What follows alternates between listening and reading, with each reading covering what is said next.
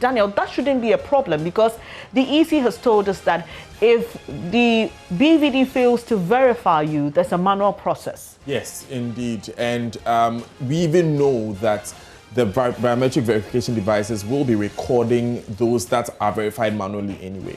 That was from the last conversation we had with Dr. Sribokweku. He made that very clear. We know that the biometric verification devices uses a fingerprint and, of course, facial recognition, but the fingerprint can be defaced sometimes. And so those are the things that happen. However, issues like this will happen on election morning, Bernice. I think that what we must look at is how the Electoral Commission addresses these issues and how they are settled between both parties so that someone doesn't walk away aggrieved. If you look at what happened in Awutu Senya West, for instance, with the tearing of the ballot paper, there are electoral laws from, I was speaking to the experts, we understand that those votes should be declared as spoiled ballots when we get to them during the counting. But of course, this is something that we must find consensus on so that the peace that we enjoy and the tension which seems to be heightening is cooler. Yeah, hopefully we can also get the EC to respond to what happens to those people just in case they are found and they request a retake of their vote. Is that possible at all, since the tearing of the sheets is not their problem, I mean, in the clear sense of it, Daniel? But we've been to many constituencies. We just brought that one from Shama, which has to do with somebody taking a photo of their own ballot sheet. And we are told that the person has been arrested. But clearly, after the special voting exercise, we were told that there is nothing illegal about that. Yes, it's a secret ballot, but from what I understand, and again, we understood after the special voting, that it's the choice of the individual. Of course, if it is seen as a way of inducing persons to also cast their ballots in that direction that day, then you could say they are campaigning on election day, which is wrong.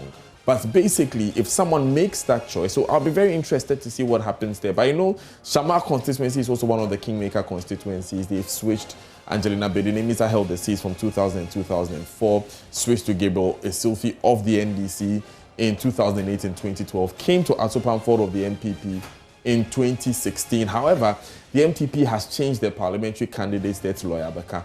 So the MPP is going with a fresh face in that constituency this year. We're going to look at how it pans out. So of course, it's a constituency that I was curious about anyway.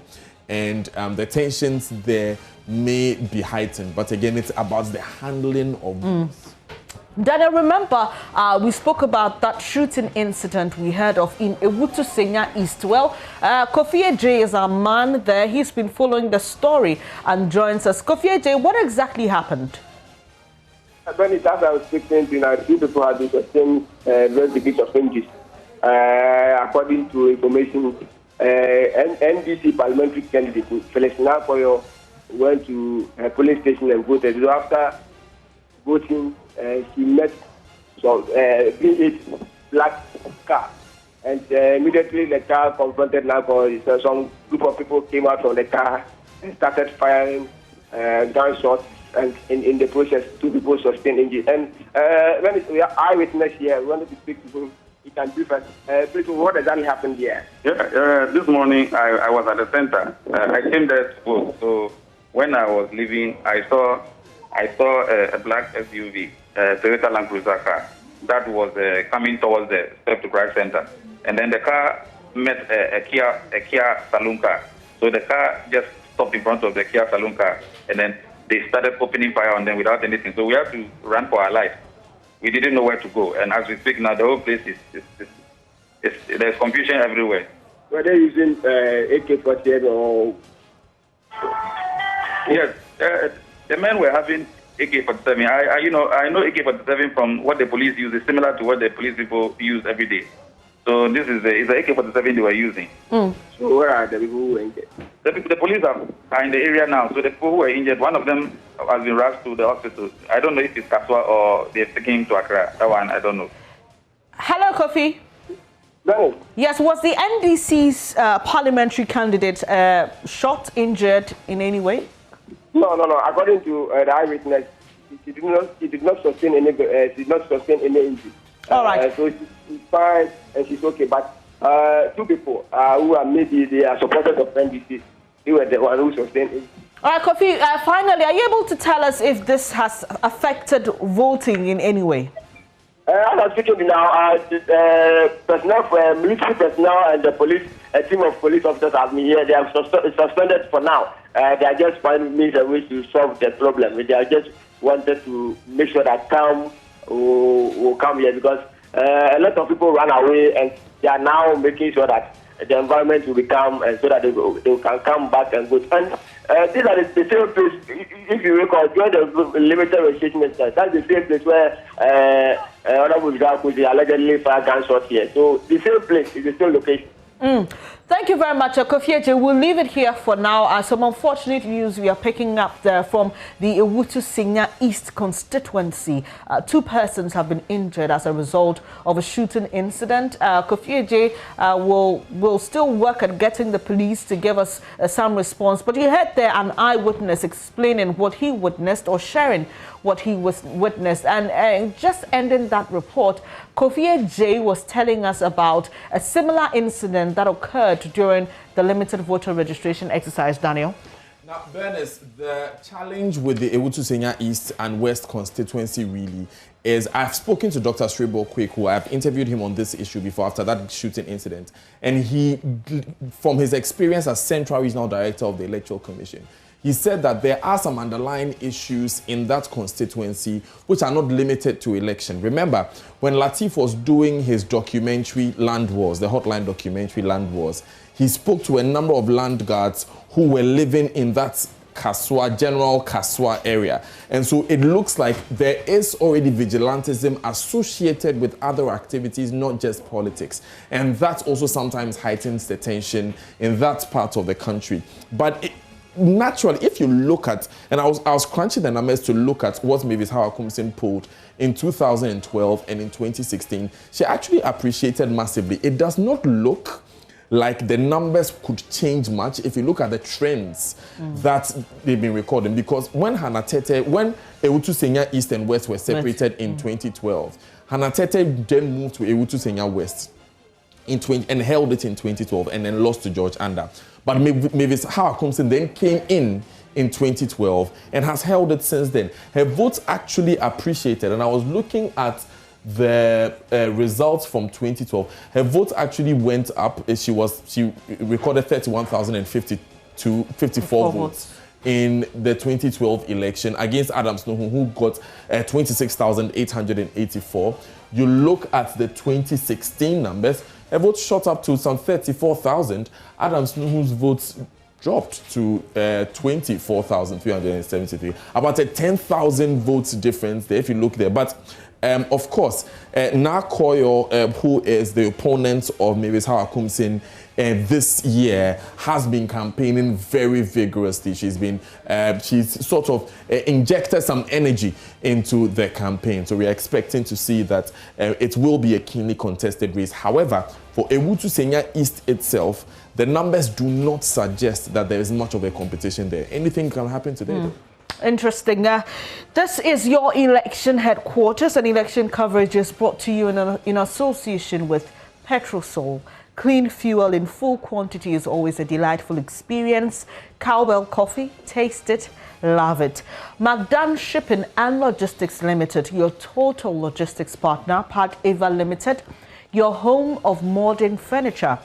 DDP Outdoor Limited, 7 great brands, Festiva, adding flavors to your life with 3-year lotteries. Hashtag and star 787 hash, I beg your pardon, star 787 hash, Ghana's premier and biggest jackpot lottery, and HEPA Plus mixture for your general well-being.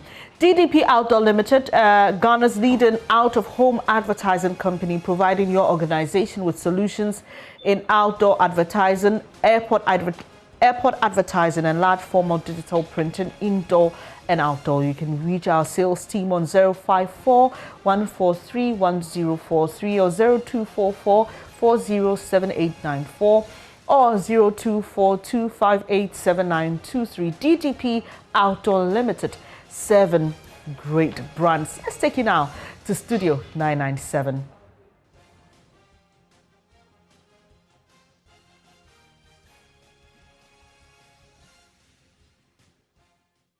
Thank you, Bernice. And, once upon a time, Ghana said we want to be a republic.